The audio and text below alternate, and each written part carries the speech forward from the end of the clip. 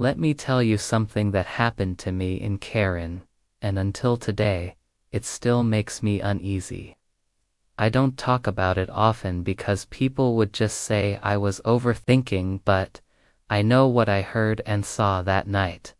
It was in 2022, around October, just after I had finished campus.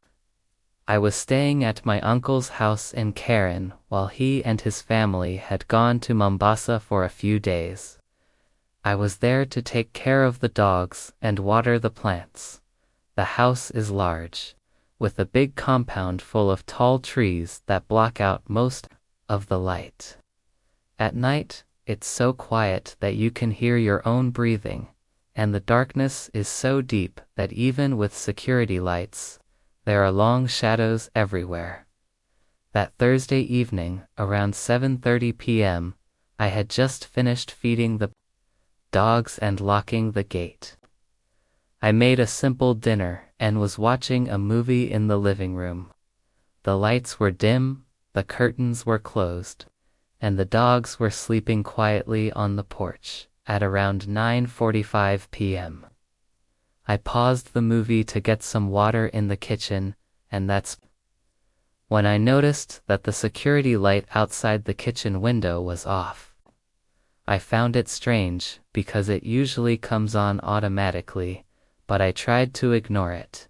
I went back to the living room, but then I heard a sound that made me freeze for a moment. It was the sound of dry leaves crunching just outside the living room window. Just 2 or 3 soft crunches, and then silence. I muted the TV and listened, but the dogs were still quiet, which was odd because they usually bark at anything that moves. I stood up slowly and peeked outside, but all I could see was darkness and shadows. I sat back down, but I couldn't focus on the movie anymore. I felt like something wasn't right, like someone was watching me. Around 10:30 p.m., I decided to go upstairs to sleep, so I turned off the TV, locked the living room door, and started climbing the stairs. The wooden stairs creaked under my weight. So I took each step slowly, trying to listen for any sounds. When I reached the top of the stairs, I heard a soft knock on the back door downstairs. It was a gentle tapping, like someone lightly using their fingertips. I stood there on the top step, frozen, listening as the tapping came again, then stopped.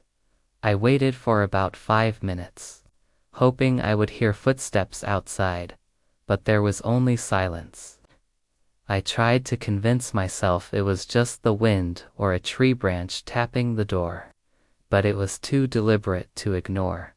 I went to the guest bedroom where I was sleeping, locked the door, and lay on the bed, scrolling through TikTok to distract myself, trying to ignore the fear building up in my chest. Then I heard footsteps in the hallway outside my room. Slow, cautious footsteps on the wooden floor, creaking with each step, moving toward my room. I sat up, holding my breath. The footsteps stopped right outside my door. I stared at the door, waiting, listening. Then the door handle moved slightly, like someone was testing if it was locked. My heart was pounding so loudly that it felt like the entire room could hear it. I quietly moved off the bed, picked up a metal rod I kept under the bed for safety, and stood by the door, listening. Whoever it was held the handle for a few seconds, then let go. The footsteps moved away, slowly, down the hallway toward my uncle's bedroom. I stayed standing there, trying to hear any other movement.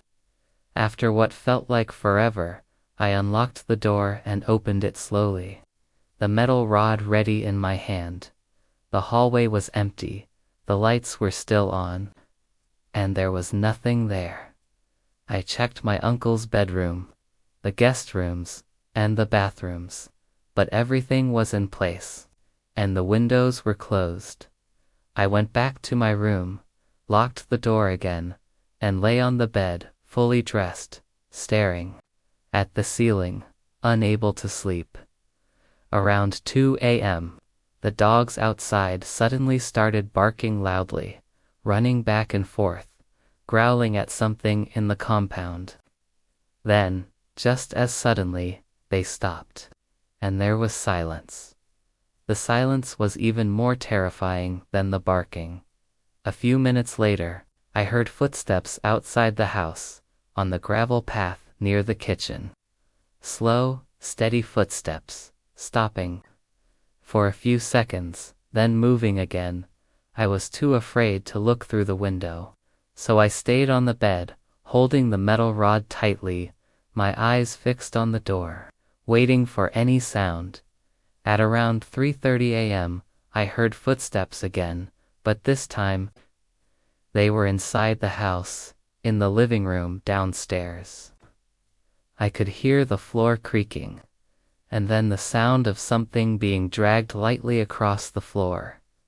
I thought about calling the police, but what would I say if they came and found nothing? So I called the security company that patrols the area, and they said they would send a car to drive by. After that, I didn't hear any more footsteps, but I stayed awake until sunrise, checking the time every few minutes, hoping for daylight. When morning came, I went downstairs to check. Everything was where it should be, but near the back door, there were muddy footprints, small, like a child's shoe prints, leading from the back door into the kitchen, and then stopping. I opened the back door and saw that the security light, which had been off the previous night, was now on again. I walked around the compound and found fresh footprints in the flower beds, leading to the fence before disappearing. When I called my uncle to tell him what had happened, he told me that sometimes people from nearby plots sneak in to steal fruits, but the footprints were too small for an adult, and the doors and windows were all locked from the inside. That was the part that scared me the most. I heard clear footsteps, the door handle turning, and dragging sounds inside the house. Yet there was no way anyone could have entered without breaking a lock or a window. When my uncle returned, he checked the compound, but nothing was missing. And he decided to change all the locks and add more lights around the compound. Since that night, I have never been comfortable sleeping alone in a big, quiet house again. Every small sound, every creak in the night makes me sit up and listen, waiting, remembering that night when I heard someone walking inside the house while I was supposed to be alone. Sometimes it's not about ghosts or spirits.